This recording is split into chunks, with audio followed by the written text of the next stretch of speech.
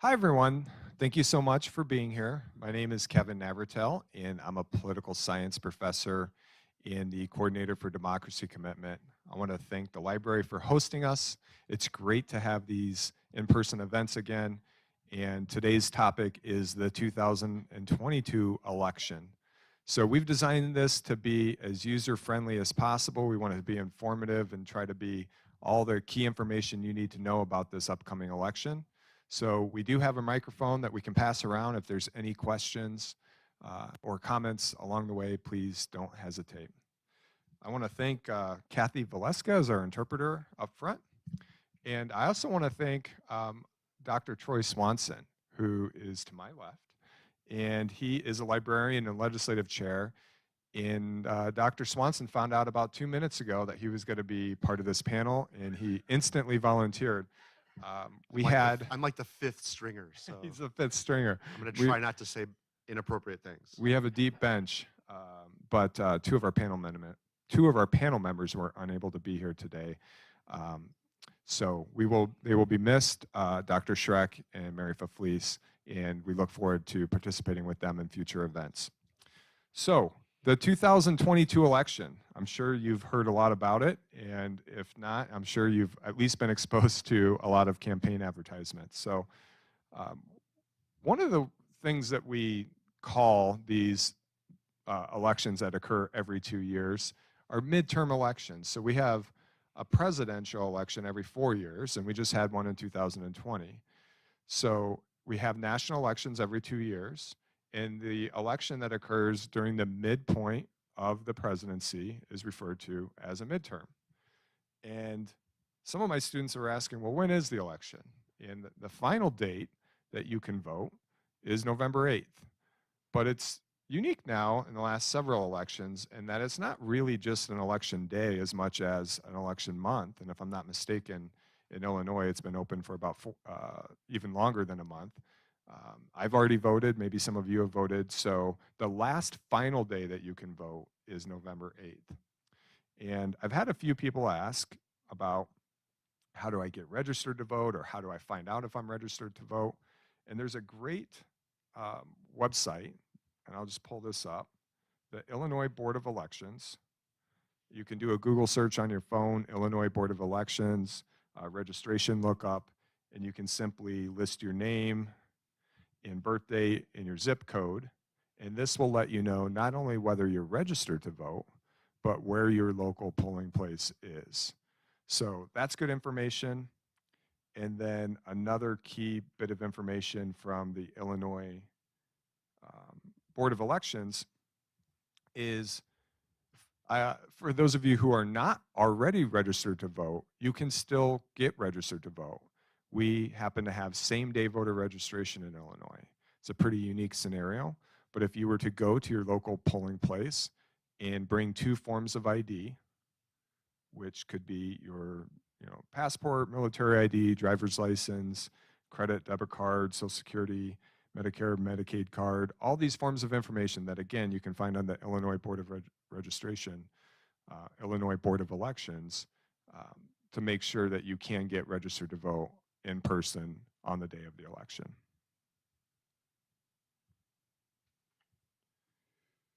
So in this midterm election, who can we vote for? There's actually a lot of different offices, and I thought it might be helpful to look up a sample ballot. If I'm not mistaken, I've already pulled one up. And there's a resource, there's a lot of different ones like this, but Ballotpedia is pretty easy in that you simply type in your address and your town and state. And I just selected the Moraine Valley address.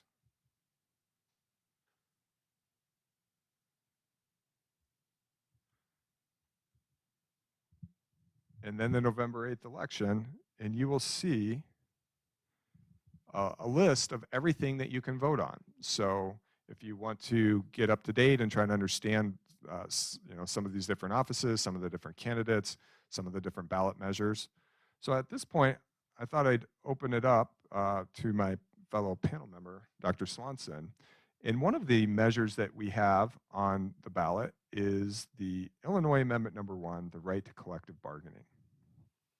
Yes, so this amendment is known as the Workers' Rights Amendment. You'll see some of the signs around our district related to that. And just for full disclosure, transparency, Kevin and I are both union members. We're part of the faculty union here at Moraine Valley, so you can know where our biases may stand. But the Workers' Rights Amendment is an amendment to the Illinois Constitution that would prevent the Illinois government from taking away the right of workers to bargain to form a union with their employer. So that means in order to take that right away, they would have to change the Illinois Constitution, which is hard to do. So we're hoping to get that put in there, just to say that up front. So if you go, and I won't give you the full history, but there was a time where the state of Wisconsin, just as our neighbor to the north, was one of the strongest union states in the country, right? And where unions would work to help the middle class, where you could get a good union job that would help people pay with or without a college education. Union jobs, on average, provide a better living, better benefits than non-union jobs. Starting in around 2010, there was a big push in the Wisconsin government where the Republicans took over the whole government, essentially. The midterms, a reaction against Obama in some ways, where they control the governorship, they control the state legislature, and they made it illegal for public employees to form unions. And so then all of those union rights, and so then what that means is wages erode, you lose benefits. And if you would go back in time to like 1985 and say Wisconsin would be a state that didn't have public employee unions, everyone would be like, that's crazy, that's impossible. Like, this is a good state that has strong benefits for working class folks.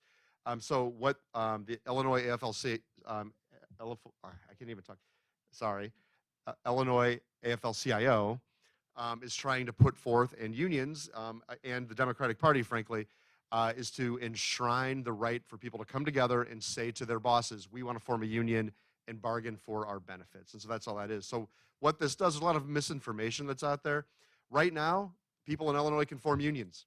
So we can already do this. This is already the law. There are already many unions in Illinois, all across Illinois.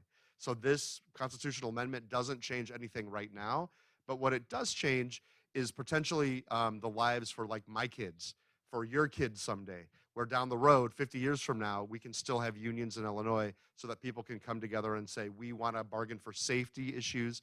We want to bargain for our working conditions. We want to be part of the process of our employer, and that's what we're trying to put in. So a yes vote on Amendment 1 would help protect those rights, and a no vote would say we don't think that should be in the Constitution. So that's kind of the backstory on the Workers' Rights Amendment. Did I mess anything up there, Kevin? No. Okay. Not that I'm aware of. Thank you, Dr. Swanson. Yeah. Excellent job with overview of the ballot initiative. And then what I wanted to do is show some of the different offices. So a couple of different ways we can do this. So we have two different offices that are at the national level. We have a senator, a Senate race, and we have a House of Representative race.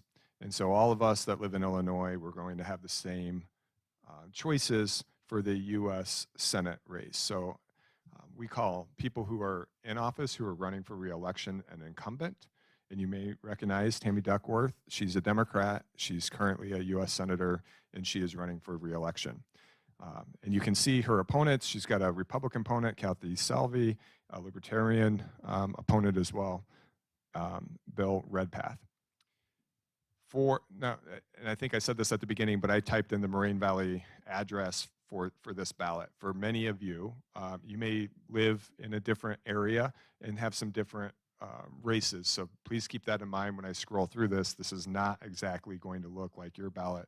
But of course, if you go to Ballot PD, you'll see your exact races. But we did want to pull this one up because I think a lot of us, myself included, do live in the 6th district. It encompasses a good part of the Moraine Valley district. And so again, we have an incumbent, Sean Caston, as the Democrat, and he is facing off against Keith Pekow. Am I pronouncing that correctly? And he is a mayor of Orland. Yep. And I just wanted to show, I think I have a map of that district. So you can see the 6th district. So we have 18 districts in Illinois. And This is the 6th district, so it does encompass where we are located in Moraine Valley, all the way down to the south to Tinley Park, and then all the way through parts of the western suburbs as well. So that's just one of these 18 congressional district races that we have for the U.S. House of Representatives.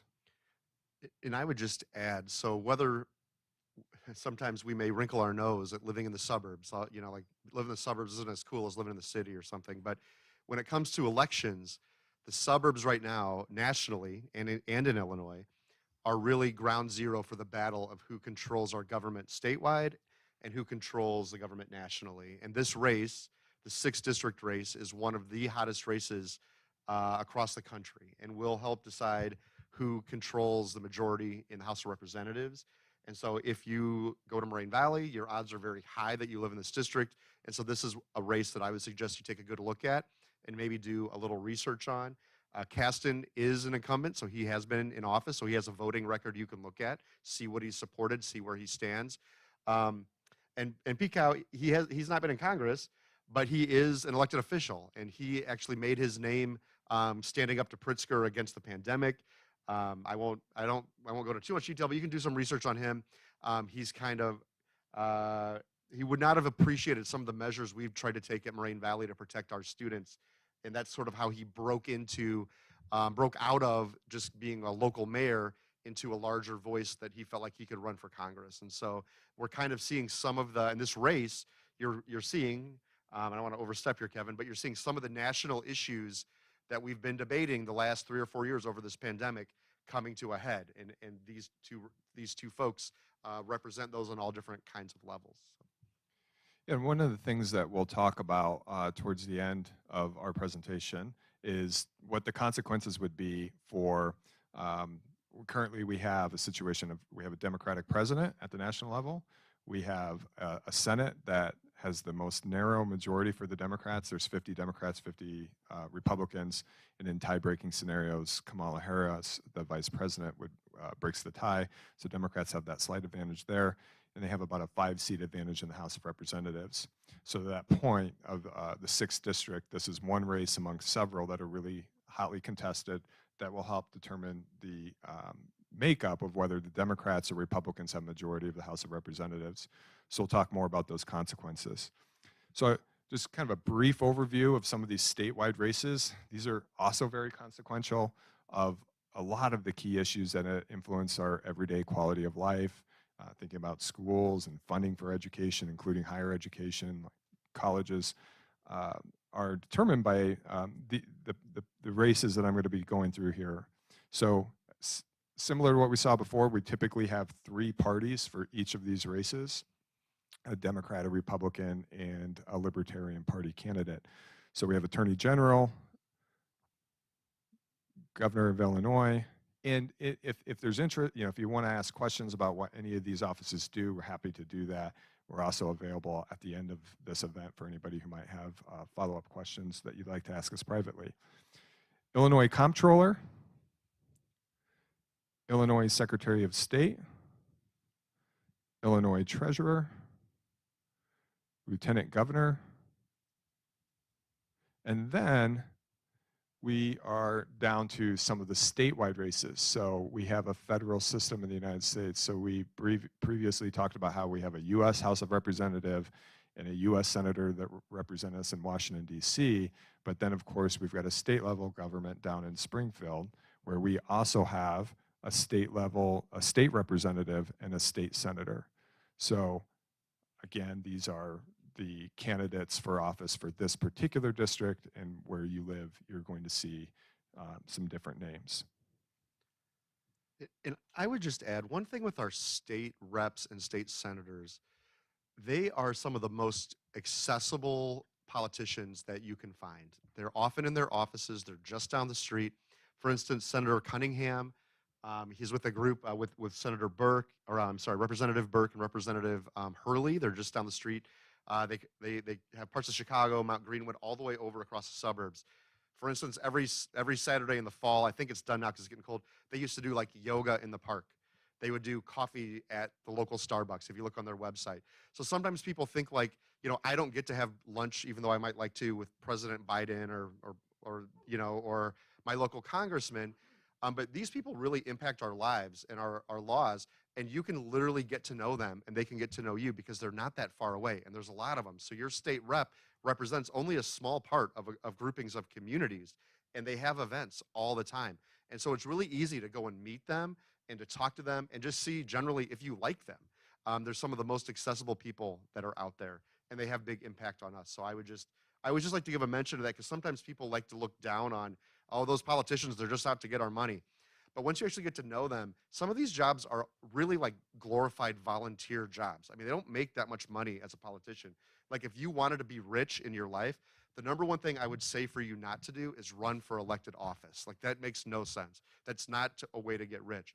So, like, for instance, Representative Burke, who's been a really good friend of Moraine Valley and has been very great for us, they got her to run for the local library board in Evergreen Park because they needed someone to run, because she was a mother and was active in the community. So she ran for library board and won. It was very active in support of the library. I'm a librarian, so that's just how I know this. And then when the state rep position opened, they got her to run for state rep because they liked her. So she didn't have this like grand plan, like she's going to be, the president of the United States. She cares about her community and wanted to run. And so that's my like yay. In an environment where it's so easy to be anti-politician, I do like to be pro-politician at various times, because it is a thankless job, and it's a job they do 7 days a week, and they sacrifice a lot to do it. And most of them don't retire owning a Bahamian island somewhere, right? They're not like wealthy people. So a few people, now J.B. Pritzker is different. He started wealthy. That's a whole different story, right? But most of our local people, you can go down the street and meet them and get to know them. So Excellent point. Now, I did browse through the rest of that ballot, and you can see there's a whole bunch of different races, and I wasn't going to go through each one of those in detail. But one key race, depending upon where you live, and what I'm showing right now is the Illinois State Supreme Court districts. So we happen to have 5 of them, if I'm not mistaken. Yes, 5 of them. And 3 of these, so we actually happen to have 3 state Supreme Court seats in the 1st district. Because look, the 1st district's Cook County. Cook County does have significantly more population than these other districts. So that's why they have additional state Supreme Court seats. But this is a unique scenario in this 2022 election. So we have 7 members of the Illinois State Supreme Court. The current makeup is 4 Democrats and 3 Republicans. So there happens to be a race in the 2nd district, that's McHenry, Kane, part of Kendall, and DeKalb counties. And I forget if I said Lake County. And then we also have the 3rd district.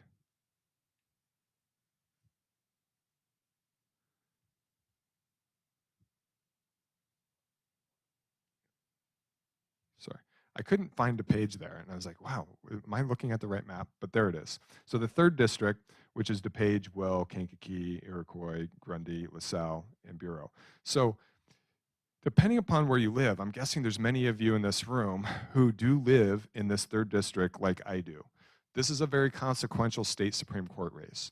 So currently, as I said, since 1970, since we've had the most recent Illinois state constitution, we've had a Democratic majority at the state Supreme Court. If Republicans win both the 2nd and the 3rd district races for state Supreme Court, they would then have a majority in the state Supreme Court. So you're probably being exposed to, once again, a lot of campaign ads on TV about these races. For the southwestern suburbs, the 2 candidates are Republican Supreme Court Justice Michael Burke. He's running against Democrat Mary Kay O'Brien, who's a former state legislator, and she's been an appellate court judge for 20 years. So these are very consequential races that, they interpret the law. They interpret our state constitution. They interpret our state laws. So a lot of main issues like abortion and gun related issues, redistricting related issues, even pension issues, can be determined by these state Supreme Court members. So it's a really key race. And I do have a lot of students who sometimes say, I just don't know what to vote for or who to vote for, especially with some of these judges. But they do have a queue, a shortcut that can help us, and they have these labels of Democrat and Republican. And I think many people do understand some of the basic differences between Democrats and Republicans. But of course, ideally, you'll look up these individual candidates and do a little bit of research for them. But just know that you do have that queue, Democrat and Republican. And the Illinois Bar Association does ratings on all judges. So if you don't know, and they do, they come at it from a legalistic standpoint. But there will be a list of judges that you can vote for on your ballot. And I'm a political junkie. I'm very involved in politics, but I don't keep track of what every single judge does. You couldn't do it, right? But they do. And so if you have someone who's kind of crazy, they're not going to get the endorsement from the Illinois Bar Association. And that's normally a good indicator if they actually do their job well. And so I would just go to Illinois Bar Association judge, like endorsements or something, just Google it, and you'll get a list. So then you can print, just so you know, any printed paper you can bring into your ballot booth. So if you want to make a list of notes, you can go to vote, you can bring that with, and you can check your notes. You don't have to memorize it. It's not a test, and decide who to vote for, who not to vote for. So it's good. Great point. And to that, one of the candidates in the 2nd district is actually listed by the American Bar Association as not recommended. So that is Republican Mark Curran, if you happen to live in that district. Can I just mention that right? So this is, and I don't know his whole biography, but he's never been a judge. He was a state rep, yeah. And so he's decided he wants to be on the Supreme Court, which helps manages all of the judicial process of the state of Illinois. And it's sort of a big jump to make. And so that's why the lawyers are sort of like, yeah, you're not qualified to be a Supreme Court justice. So that they are kind of a watchdog in this case. Okay, so one of the questions I posed to my students last week in preparation for this event is trying to ask them, like, what key questions do you want to know? And one of the key themes that came up is like, why is this election important? Have you ever heard that this election is the most important election in your lifetime? I'm saying so. Every election, right? Right, but what if it's true? What if each election becomes more significant than the one that preceded it? And I know it is a trite statement, and I don't want to over-dramatize things, but yet, in my opinion, and now this is my opinion, this election is really key. I would argue that democracy itself is on the line.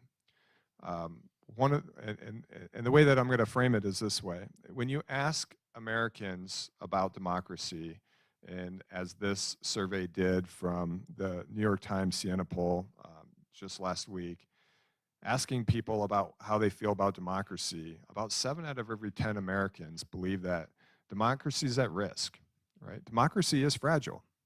It's not guaranteed that we're always going to have this system, right? And so we have to make it that way. We have to protect. We are the guardians of democracy ourselves as citizens. We have a responsibility. We inherited this system.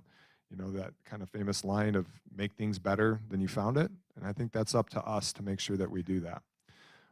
So one of the things that's bothersome to me is if you can see this line here, is that 7 out of every 10 Americans think democracy is at risk, but few of us think it's actually an important problem.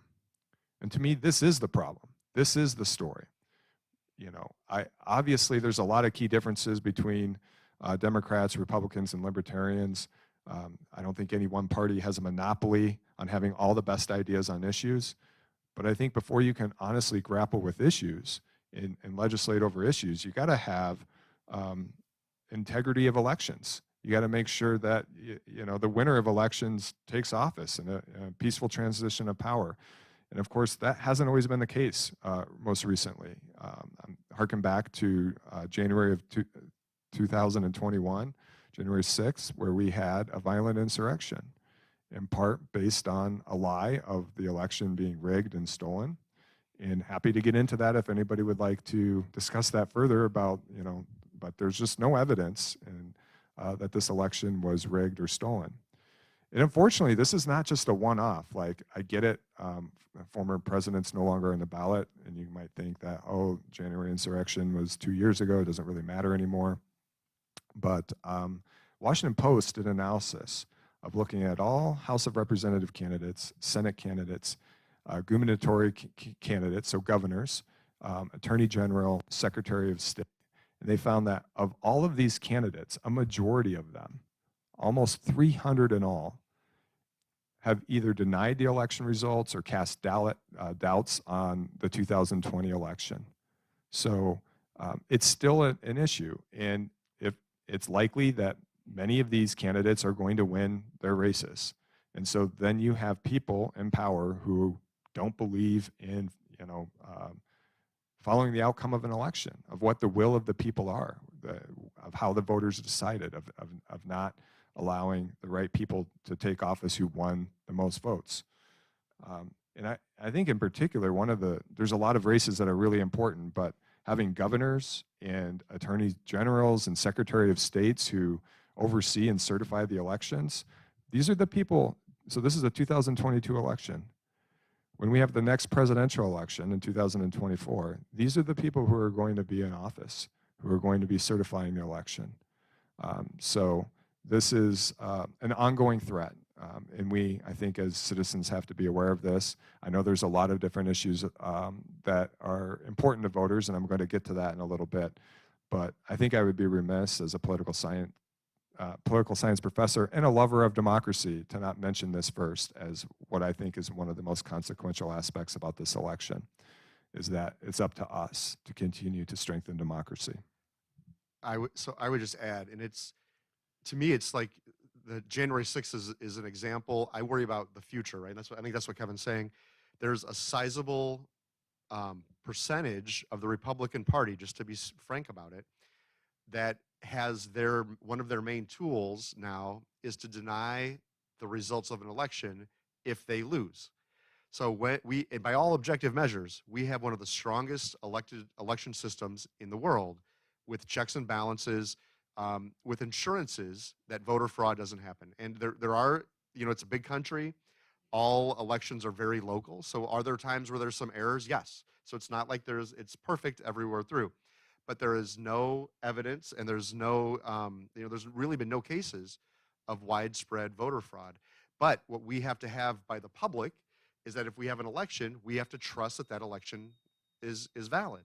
And so if we don't trust that election, that's where the erosion starts to happen, right? So you have one party that says they're cheating. If that's always their response, they're cheating, then you start to get where we lose trust and we start to go down a very dangerous rabbit hole. And I think this is an election where we need to stop that. And I think one of the challenges that we face is that in midterm elections, on average, the folks that tend to vote Democratic tend to not show up, right?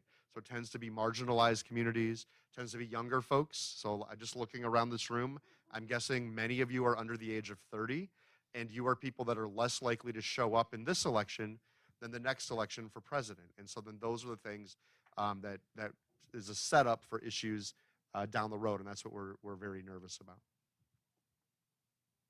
Yeah, actually, Troy brings up a great point about voter turnout, and I have a slide on that, and so we will come back to kind of seeing the different demographics. But sorry, I mean to jump ahead. No.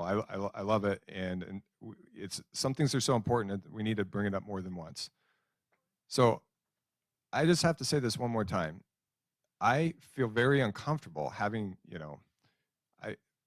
I've been teaching for 17 years at Moraine Valley, and at least for the first 10 or more, I had many students who always want to ask me what party I support or what candidates I like, and I'd never tell them, and they always kind of oh, they have no idea where I stand. And maybe that's not the case with my more recent students.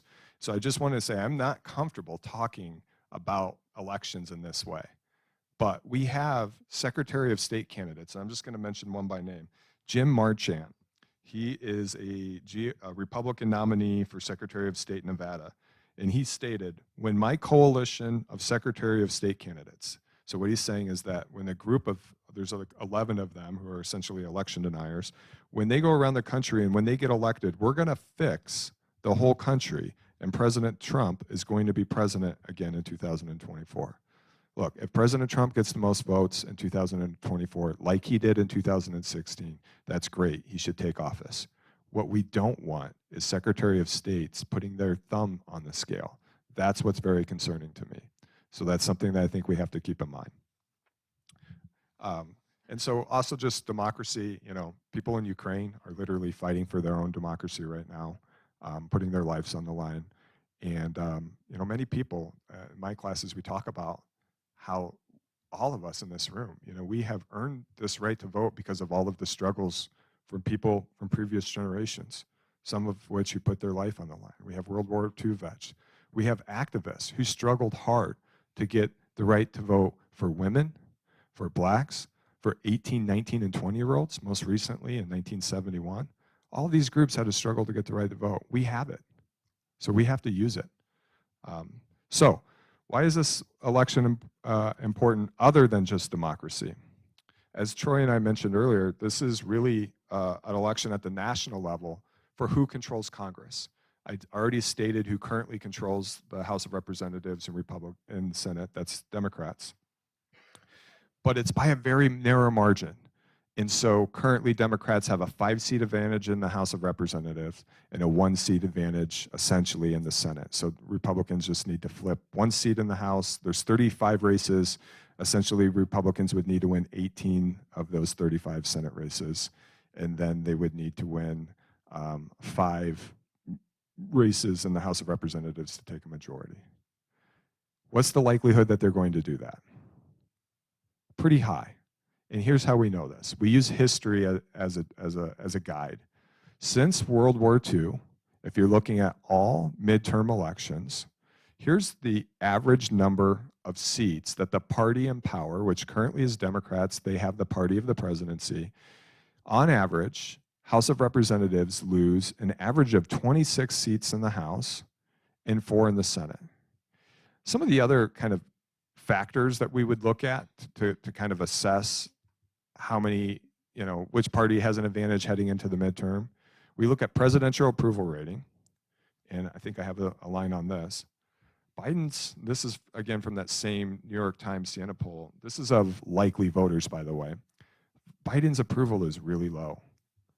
45% of likely voters strongly disagree or disapprove of his handling of the presidency. Another 13% somewhat disapprove. So his approval rating is very low. He's not on the ballot, but if you're a Democrat for House or Senate, that people are going to be thinking about Joe Biden and how much they like Democrats. So that's a headwind that they're facing. And we're going to talk about issues like inflation. That's historically high, highest inflation since the early 1980s. So for all of these factors, Democrats are facing really difficult headwinds. As 2 examples of when we've had midterm elections fairly recently, this is how the party in power. In 2018, when Trump was president, his first midterm election, Republicans lost 41 seats in control of the House of Representatives. It flipped to Democrats. In 2010, Obama and Democrats lost 63 seats. So that's what I'm saying here. It's very, very likely that Republicans can win 5 seats. It's not that many seats to try to flip, especially considering these historical factors. So what if Republicans take the House and or Senate? And I definitely think they'll take the House. I think it's kind of a coin flip right now of whether they'll have control of the Senate. Well, the first thing that they'll try to do is any of their priorities. And I think one priority that they'll have right off the bat is making the 2017 tax cuts permanent. When they passed, it was temporary, and I think one of their key parts of their agenda is to make those tax cuts permanent. Many of them have talked about a national abortion ban, perhaps at 15 weeks. That's something that they could do. There's been some more discussion recently about entitlement cuts. So as you probably know, we have high national deficits, which is in a single year about $1.4 trillion deficit that we spend more than we collect. And we have a huge national debt of over $30 trillion. So one idea from Republicans is try to reduce that deficit by cutting entitlements. Entitlements, what do they mean? Social Security, Medicare, Medicaid, programs that many, especially lower income individuals or senior citizens have come to rely on. So that's a possibility. What's definitely going to happen is gridlock. You have a Democratic president and you have a Republican House of Representatives and or Senate. It's very likely then that they are not going to agree on any bill that one side proposes. So any of these ideas that Republicans have about making tax cuts permanent or trying to cut Social Security and Medicare, unlikely to pass because Joe Biden can veto it, right? So when we have times of divided government, especially when we're so polarized between Democrats and Republicans, our institution of Congress is going to be very unlikely to get anything done. So that's something that I can almost promise is going to happen. Have you heard of Hunter Biden? Okay. For those of you who haven't, you will. The U.S. House of Representatives are going to have a bunch of investigations, potentially of Joe Biden, the president, potentially of members of his administration, because that's what we've heard from many Republican candidates, is that they want to investigate the administration and in particular his son, Hunter Biden, who's not a part of his administration but is a relative of his, obviously. So you're going to see a lot of investigations, and you're likely going to see some impeachment charges being brought, potentially against Joe Biden, because that's what some of the members of the Republican caucus have said, or of his staff. One thing that you're going to need to, you're going to hear about a lot about is the debt ceiling. This is a really weird scenario that only the United States has, but Congress has the power of the purse. They decide all spending and revenue issues. So they can decide, like I said, when they decided to cut taxes in 2017, they make that decision. When they pass bills that increase spending, they do that as well. So secondarily, we have the second part where we have to raise the amount of debt that the Treasury can pay for. And the example I was giving earlier to my students in class who asked about it, if I buy this shirt at the store and I put it on my credit card, I sign the credit card, I decide, I agree that I'm going to pay for this shirt. And then 5 weeks later, when I get my credit card statement, it'd be akin to this debt ceiling. And me saying, well, no, I'm going to prove that I'm against, debt and deficits, and I'm not going to pay for this credit card statement. It makes no sense. I agreed to buy this shirt when I bought it at the store. So Congress has agreed to their spending. Now they have to pay for the debt ceiling. So if and when Republicans hold the House of Representatives, it's very likely that before they agree to raise the debt ceiling, they're going to ask for concessions from Democrats, like entitlement cuts. So that's something to potentially keep your eye on. And if we were to default on our debt, the full faith and credit of the United States, agreeing to pay for debt that we've had in the past, that's going to be a major crisis to the world's financial system. Not trying to scare you, but these are issues that I'm sure you're not really thinking about in October of 2022, but could arise in 2023. Senate confirmation. So if Republicans hold the Senate, as they have a good chance of doing, then any nominee that Joe Biden has to serve in his administration, such as Secretary of Education, would have to be approved by the Senate. And so if you don't have a majority of the senators, that's something that could be blocked. One thing that comes to mind is federal court nominees, including Supreme Court nominees. I don't expect there to be any Supreme Court nominees, but sometimes older people pass away. And as you may have heard in 2020, was this 2020? I'm trying to keep my dates right. January of 2020, when Justice Scalia passed away, maybe it was February of 2020. Justice Scalia passed away, and Obama nominated Supreme Court Justice Merrick Garland. He's not a Supreme Court justice because the Senate at that time, controlled by Republicans, refused to have a hearing on him. So that's a very distinct possibility. And there was about 100 different district and circuit court openings when Trump became president because Obama was unable to nominate them because he didn't get Senate approval of them. So that's one other possible scenario of if the Republicans take the Senate. And then one other aspect is foreign policy. And right now, of course, you've heard a lot about the war in Ukraine. The United States has given a lot of money to support Ukraine. In part, they're an ally. They're a key democratic country. They were invaded by their neighbor, and that neighbor, Russia, is an enemy of the United States in many ways.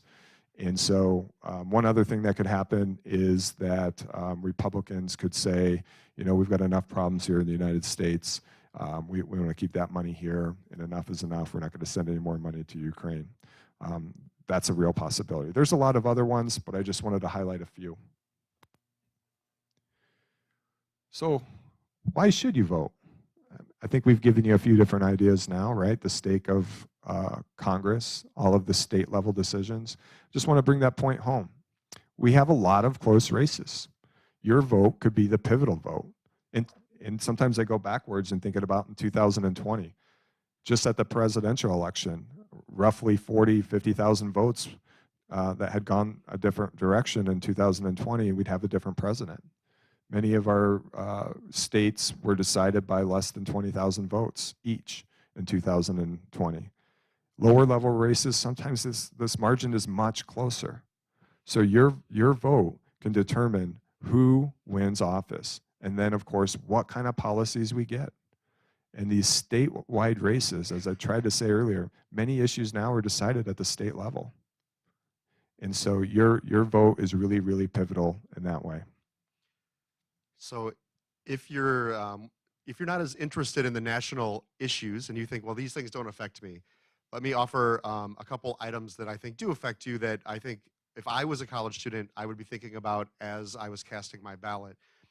One of the most debated issues that we face right now is who should get access to a college education and how much should you pay. So these are things that you probably think about that impact all of you. So for instance, in Illinois, one of the reasons why Moraine Valley Community College is a more financially advantageous option than some of our competitors is because part of your tuition is actually paid by the state of Illinois. So it may cost us $300 and some odd per credit hour for you to come here. That's what it costs, somewhere in there. But you only pay $100 and some odd to come here. And why? Because Springfield, very nicely, as part of our agreement, they send us money to pay for you. So every student that comes here, we get money from Springfield. Now, in the previous administration, Bruce Rauner, it was the governor, he actually cut that money and caused a big financial crisis for all the community colleges across Illinois. J.B. Pritzker has given us that money back and actually gave a 5% increase of that money. Again, I'm not necessarily advocating that you should vote for Pritzker, but you should at least maybe take a look and see what his opponent, Darren Bailey, has offered. And who approves that? The state senators and state reps that I mentioned down the street, right? They look at that policy and they come here. Right now, there's a commission that's looking at textbook costs because there's a concern that textbooks are expensive and our students that can barely afford to come to our college can barely afford to pay for their textbooks. So that might sound like something that might be familiar to all of you after you've had to pay for your textbooks. So there's definitely one party in Springfield that's interested in reducing those textbook costs and one party that isn't. And so again, I want to do a commercial, but these are things that you should be thinking about. At the national level, there's conversations about Pell Grants and about other funding, about how much federal money should come to students for student aid to allow you to come to college.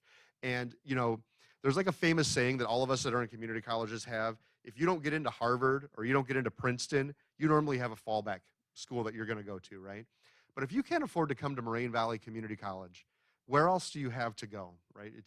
Get your public library card and go down the street to Oaklawn or to go to Orland, right?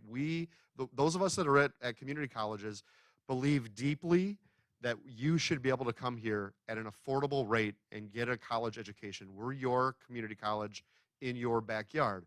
And these people that we're talking about set the policies that allow you to come here and help us determine how much tuition we have to charge you depending on how much money they want to give us, right? And so if you don't buy the idea that we need to save democracy, you might want to at least buy the idea that you should vote because it impacts your pocketbook and your access to what higher education is. So just to bring it to very down to the grassroots of us right here in this room, I think. And I believe in democracy too, Kevin, just so you know. So now I want to get a little nerdy here. And one of the things that we do as political scientists, and my students are familiar with this. Let me see if I can make this just a little bit bigger. And this also goes to a point that Troy had raised earlier.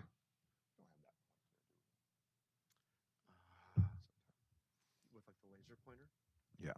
Yeah.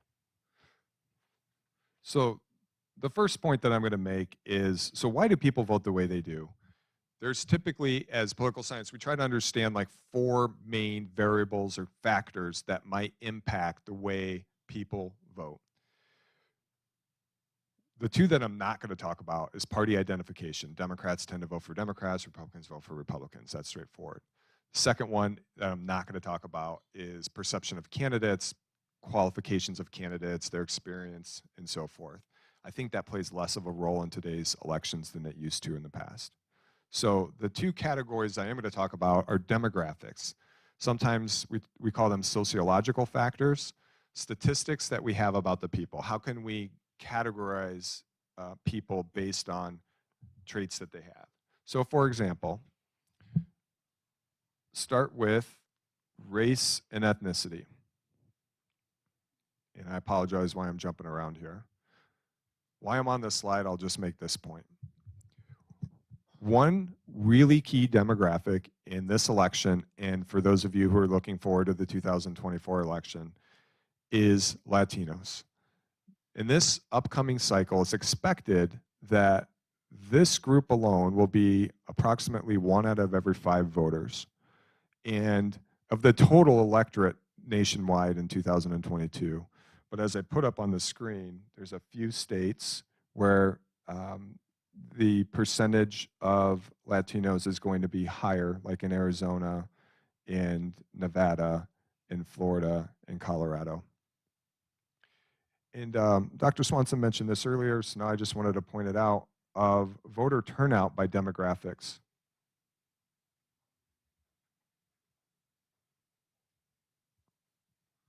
So this first slide, this takes us back to 1986. And if you can read this key here, the blue line is representing non-Hispanic white, the red line represents non-Hispanic black, and the green line is listed as Hispanic. So you can see every different election cycle, so this was 2020, and notice that every single group was above 50%. But Latinos was the lowest, whites were the highest. What I want you to focus on is these midterm elections. So this would be 2018, this would be 2014, 2010. So in many of these midterm elections, voter turnout is significantly lower. And showing a couple other demographics here. I think the last one I'll show on this slide, because looking around the room, I see a lot of people who happen to be under the age of 30. And notice that when we use age as a group category, that the older group of voters, 16 and plus, have the highest voter turnout. But one thing that stands out to me is it really never goes below 70%, whether it's a midterm election or a presidential election. Whereas the youngest group of voters, in 2018, I will have you know, 2018 had the highest voter turnout for a midterm election in 100 years. So even though 18 to 29-year-olds, it was only about 35%, that was record-breaking in 2018. But notice like 2014 and 2010, I think we pointed out, Democrats lost 63 seats in 2010. So that's one thing to just keep in mind, is that, as Dr. Swanson mentioned, generally speaking, in off-year elections, voter turnout is lower for all groups, but it's particularly lower against some groups that are disproportionately more likely to support Democrats. Younger voters, minority voters, people who live in urban areas. Voter turnout is typically lower among those groups. I guess the other point that I wanted to make about Latinos is that this is a growing demographic, and it's one that Democrats have been able to have a pretty strong advantage amongst. 2008, 2012, Obama and Democrats were able to get about 2/3 of every Latino voter. I want to say in 2016, it was around 60%, 2020. Here's the point that I'm trying to make. In 2020, Trump improved his vote amongst Latinos from 2016 to 2020. He improved by about 10%. And so one of the things a lot of election prognosticators, people trying to predict who's going to win, which party has advantages going in the forward, is will Democrats are still going to win a majority of Latino voters in 2022. But it's not just winning a majority. It's you need to run up big advantages amongst some of these groups. So one thing to keep in mind, if you're following the election on election night, is to look at voter turnout and look at the margins of victories for this key voting block. And then a couple other just kind of nerdy observations of mine is kind of looking at different support between Democrats and Republicans that has really emerged recently. This is called the diploma divide, but basically Democrats have a huge advantage amongst those with a college degree, and Republicans have a smaller advantage, but an advantage amongst those without a college degree. So I want to say for 2020, it was a 12-point advantage that Democrats had for those with a college education compared to those without. Another key trend that we see is like, where do you live? Rural areas like where I'm from in Nebraska are strong kind of Republican strongholds where Republicans do very, very well. In urban areas like Chicago tend to be much more Democratic. In 2018 and 2020, one of the key trends that helped Democrats win the majority of House of Representatives and for the presidency in 2020 was that a group, the suburbs that had historically been more leaning towards Republicans had gone towards Democrats in both of those two most recent elections. But Trump won't be on the ballot in 2022, so there's some concern amongst Democrats about whether they'll be able to maintain that advantage going forward. And I think the last one that I was going to talk about in terms of demographics is gender. Democrats have about a 15-point advantage amongst women, whereas Republicans have an 8-point advantage amongst men. And so another key group that could swing elections, who turns out, there's an expectation, and we start combining this with issues. There's a big expectation this summer when the Supreme Court overturned Roe v. Wade that Democrats were going to have this huge upswell, particularly amongst women voters who are getting registered to vote, and that could help swing the elections towards Democrats. And then the last slide that I have, before we turn it over to you, of any questions that you have, this is from the New York Times Siena poll, and I think it might be good to just actually pull that up so you can see it with your own eyes. Take me just a moment to scroll to it. But the number one issue, according to this survey that was done last week from the Siena New York Times, was, let's see if I can make this just a little bit bigger for you to see. The economy was number one, and I guess that means jobs in the stock market.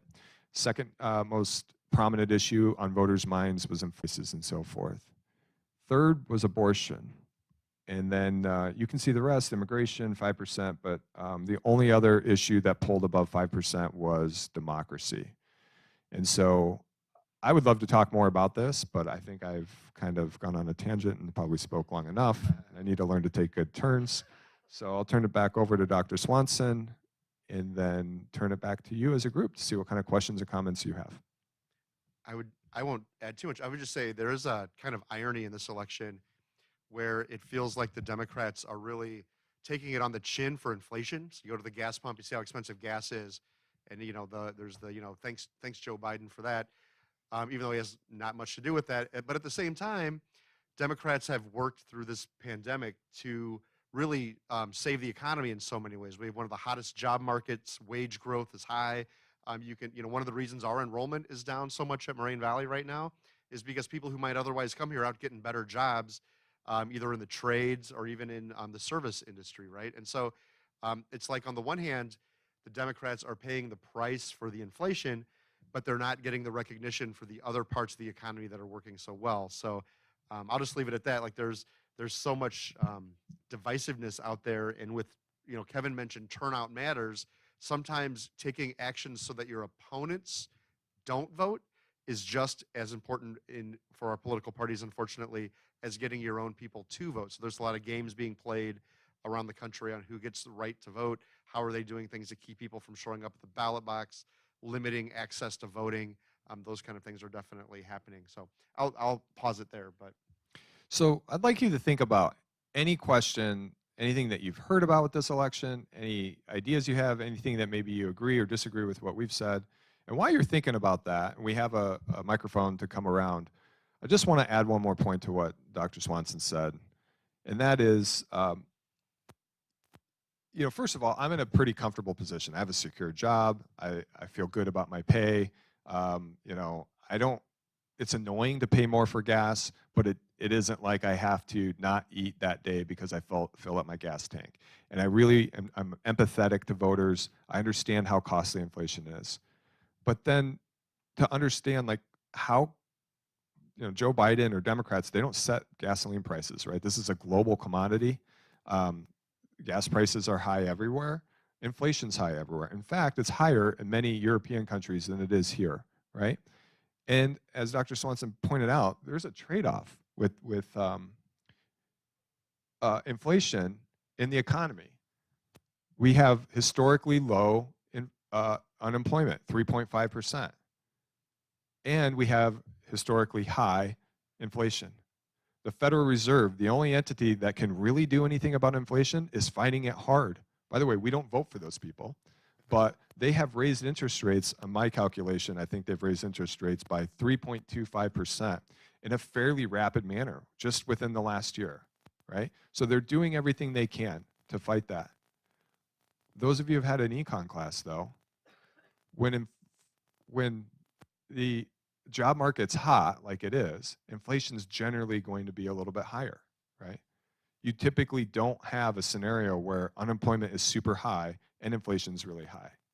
So it's kind of like one or the other. It's tough to always get a sweet spot. Maybe we've been a little spoiled where we did have low inflation and relatively low employment at the same time, but those are pretty unique periods in US history. And again, I think it's very privileged for me to say this, but sometimes higher gas prices, especially when there's a war in Ukraine and these are key areas of the world that are producing oil and gas, there's going to be some disruptions, and paying an extra $1 or so at the gas tank in this kind of global fight on democracy is sometimes a sacrifice we have to make. But anyway, that's my opinion. Now it's over to you. What questions, thoughts, comments, reactions, concerns, anything for the 2022 election?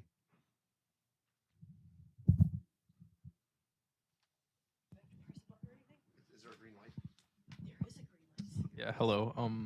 How do you believe the midterm election will affect gerrymandering, and then therefore subsequently how will that affect the 2024 presidential election? Thank you. So gerrymandering is a really key topic.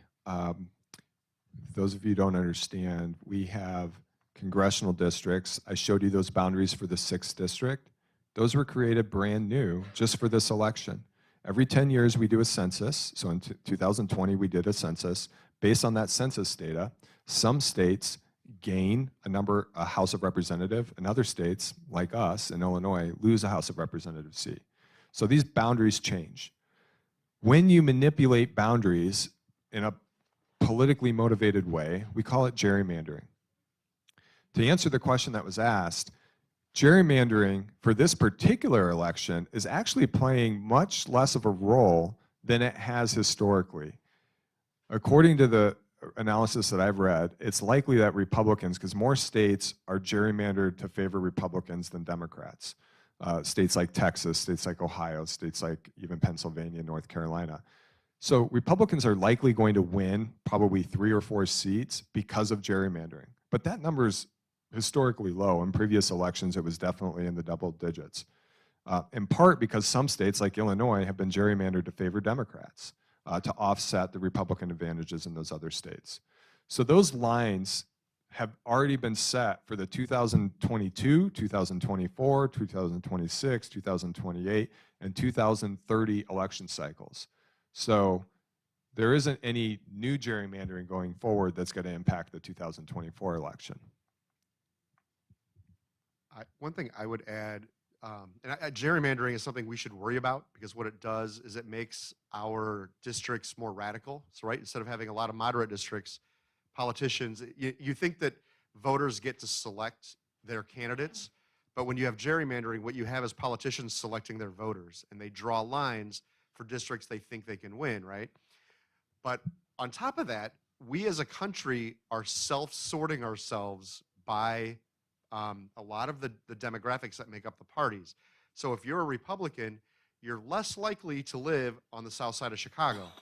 And if you're a Democrat, you're less likely to live in rural like Decatur, Illinois, right? And when we move, if you're a Republican, you're more likely to move somewhere like Texas. And if you're a Democrat, you're more likely to move somewhere like California or Illinois. And so what we're seeing is people are moving into neighborhoods where people already think like themselves, which is not something that we can control or not control by gerrymandering. And it's also something we should be worried about when we think about this, the health of democracy, because what we get are politicians who get reelected not because they actually pass legislation. They get reelected because they stop the other side from passing legislation. So you get a point where your government actually doesn't solve problems that your country faces. And that's something we all should be worried about. And we should try to reward politicians who compromise and actually make successful legislation that make our lives better. To Dr. Swanson's point, it is a major problem, and I didn't mean to diminish it.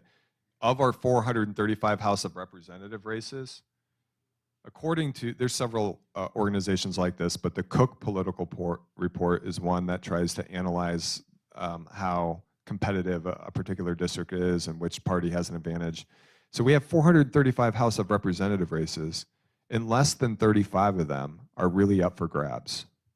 That's in large part due to what he was just referring to, that we have either created districts that are so strongly demographics that lean Democrat or strongly demographics that lean Republican. So there's very few seats that are actually up for grabs where we don't know who's going to win. And I just wanted to, if you look up on the screen right now that I'm showing, I could scroll. This is the 2020 election. This is back when Illinois had one additional House of Representative race, and these district boundaries are different now. But if I just scroll over some of these races, you'll see that, make this a little bit bigger, almost all of them were uncompetitive. You know, you have Republicans winning 73% of the vote in most of their races, and then you get to the Chicagoland area and candidates are winning 80% of the vote, 73% of the vote. So there's really not much incentive for these people who are winning their election by 50-point advantage to work with the other side. So it does create major problems and something that we definitely need to fix, but partly we can't fix all of it because of that geographic sorting that you're talking about. Yep, that's right. Other questions about the 2022 election?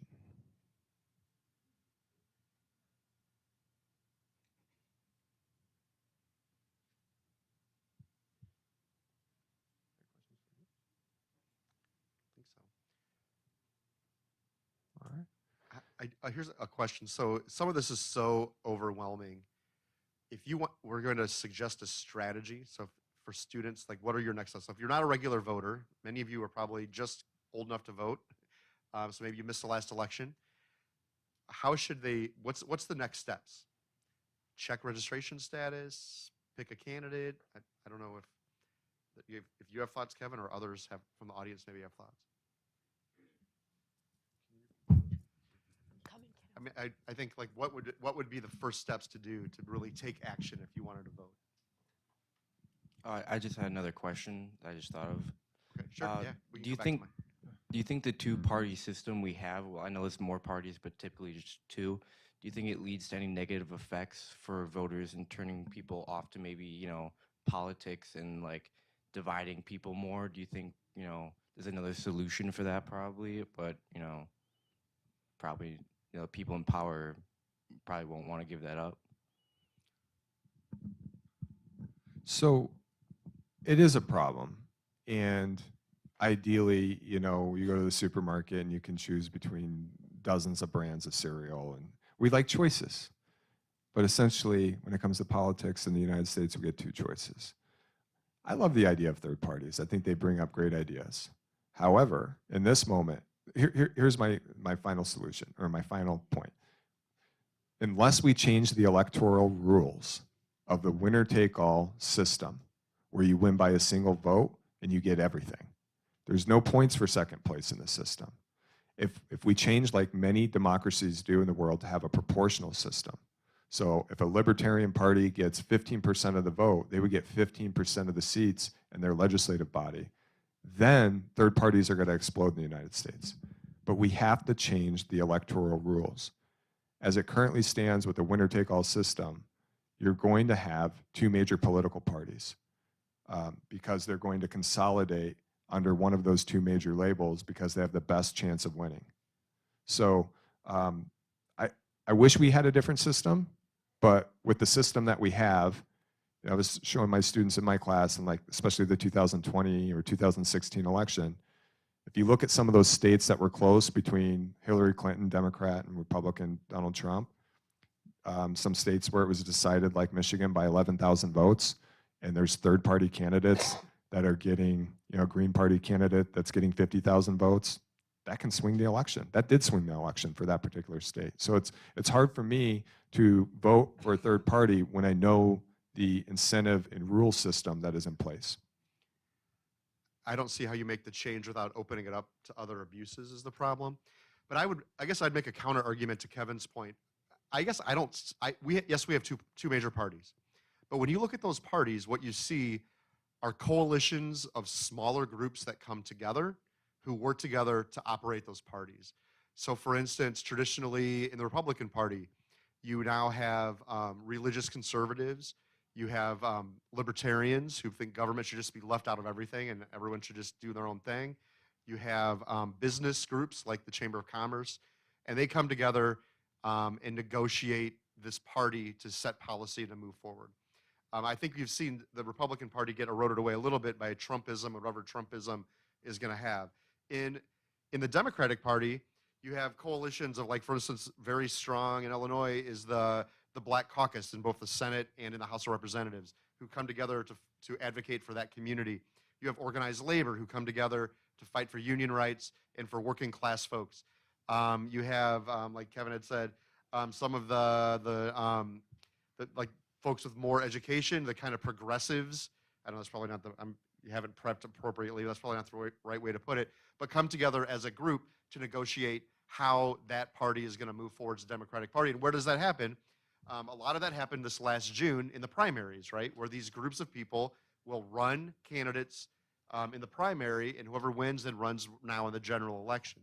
And so when you see a lot of policy ideas, you see tension within the parties. That's where some of that happens, is leading up to that primary where we decide as a group who we're going to support and how we're going to move forward when we run against either the Republicans or Democrats, depending on where that is. So one way to get involved is to think about what you believe in. Maybe you're worried about climate change. Maybe you're worried about racial justice. Maybe you're worried about higher education. There are countless organizations in our neighborhoods of people who are activists, who are working to make change in these parties and to have a voice in these parties. And it's very easy to go and to join and to be part of that. So yes, we have two big parties, and there's some problems with that, but I see small coalitions come together to push those parties in different directions. And it's easy to be part of those groups.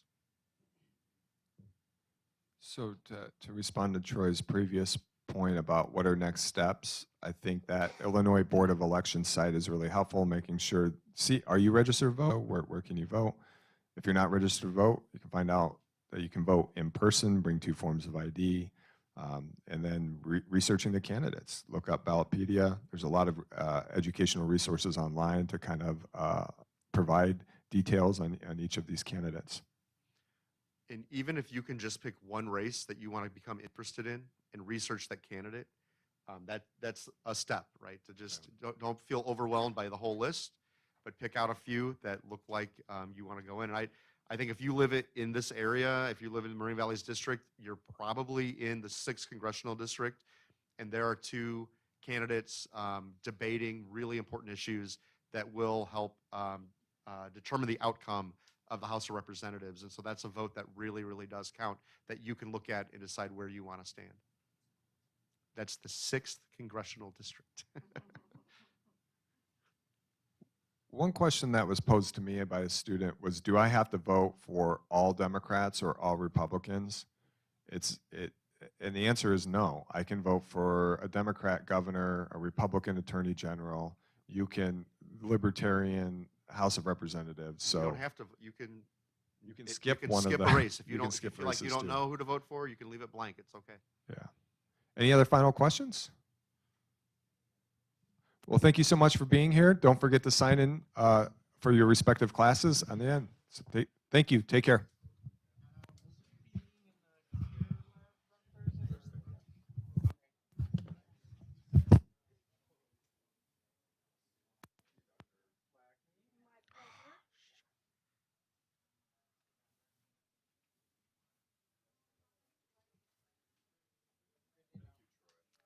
Yeah, I hope I did okay with no prep.